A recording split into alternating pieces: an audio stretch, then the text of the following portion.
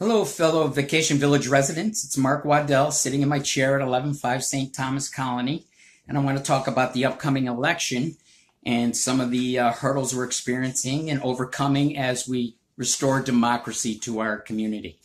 So, what I did here is I initially entered the election with a video showing the condition of the property, and I really did that intentionally early so I could see what kind of roadblocks I would find to get on the ballot. Well, they became evident very quickly when Michelle told me that I missed a payment in February. Of course, I was never notified. And if you read my letter about all of this, I think, of course, that was done intentionally because I was asking them too many questions, more than I usually do. So, given that, what we find here is my first document that I sent after talking to Bob Stasek. I said, Bob, I'm trying to get on the ballot. He told me at the board meeting, get a canceled check order from the bank, provide it to me, and we'll make a decision on it. So I did that. And, the fundamental flaw here is that the board of directors is acting as the board of elections. So they're deciding whether or not I can run against them. Of course, they're going to say no. So simple democratic principle gone in this community. So that's the big takeaway from that. Of course, if they don't like the results, they have do-over elections like they did last time. Where is it in the bylaws that election results aren't legitimate? When do they get delegitimized? I just don't understand.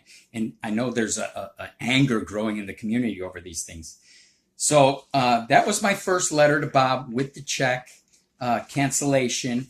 And of course, he's a conscientious man and opted to reply to me in a timely fashion so he could address as a member of the board to me this issue before the deadline for the ballots. So his first sentence in his reply to me is that at no time did I state you would be on the ballot or suggest I had the power to make that decision when I spoke to you on Saturday.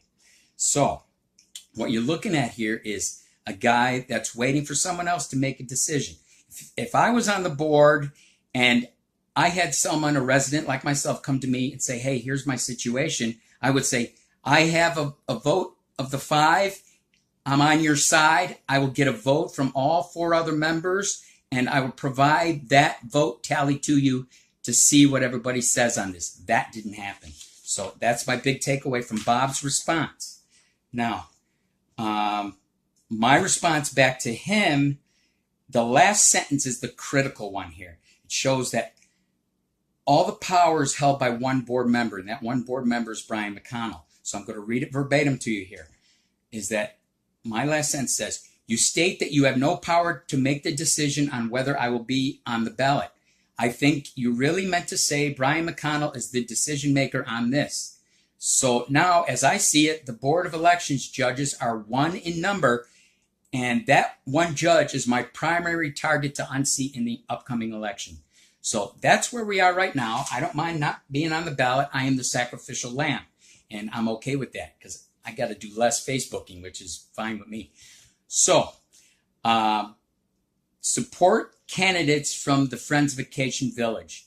These are the people that will be presented to you in Facebook videos. You'll get to meet them. I throw my support behind them 100%. The web page that Alex has put together is your web page. This is our community. That's where we get our information. That's where I go for information. And as a guy standing on the sidelines with information and a campaign strategy of my own, I'm going to use some of my strategy to help seal the deal and restore democracy to our community. So you'll see posts from me, and they'll come kind of in a timely manner, and we'll have some fun along the way. So look forward to it. It's going to be a fun election, and it's going to be great when we have our community back. Thank you.